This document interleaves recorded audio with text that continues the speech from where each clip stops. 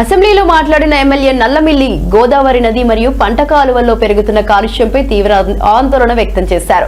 భారతదేశంలో గంగ తర్వాత అత్యంత పవిత్రమైన నదిగా భావించే గోదావరి 6 రాష్ట్రాల గుండా ప్రవహించినప్పటికీ రాజమహేంద్రవరం సమీపంలో అఖండ గోదావరిగా పిలువబడుతుందని గుర్తు చేశారు.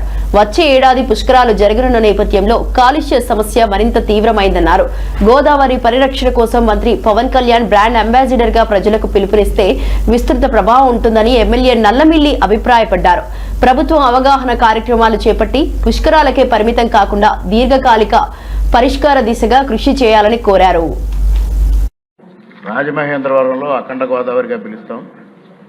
వచ్చే సంవత్సరం అక్కడ పుష్కరాలు జరగబోతా ఉన్నాయి. ఈ నేపథ్యంలో గోదావరి నదిలో కానీ గోదావరి కాలువల్లో కానీ విపరీతమైన కాలుష్యం ఉంది. ముఖ్యంగా గోదావరికి ఏపీ పేపర్ మిల్ కాలుష్యం ఎడమగట్టు, అదేవిధంగా ఆంధ్ర షుగర్స్ కాలుష్యం కుడిగట్టు, రాజమహేంద్రవరం మున్సిపల్ కార్పొరేషన్ సెవరేజ్ అంతా అక్కడ కలుస్తూ ఉండడంతో విపరీతమైన కాలుష్యం ఉండి కనీసం దానిలో అడుగు పెట్టలేని పరిస్థితికి వచ్చింది.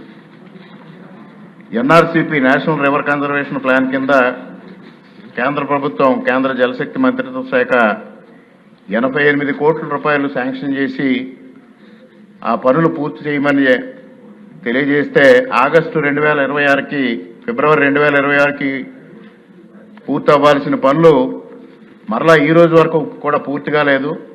ఫిబ్రవరి 2026 వరకు ఈఓటీ తీసుకున్నారు. ఎంతవరకు పూర్తయిందో కూడా ఎవరికి అర్థం కాని పరిస్థితి.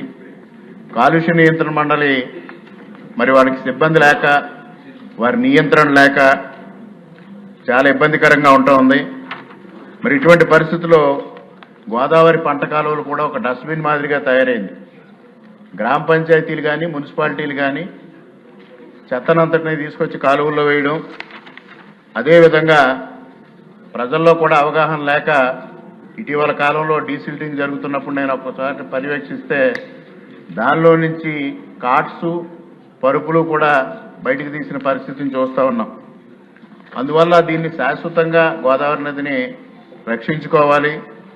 అదేవిధంగా పొల్యూషన్ కంట్రోల్ బోర్డు ఏదైతే ఉందో గోదావరి నీటి నాణ్యతను కాపాడుతున్నామని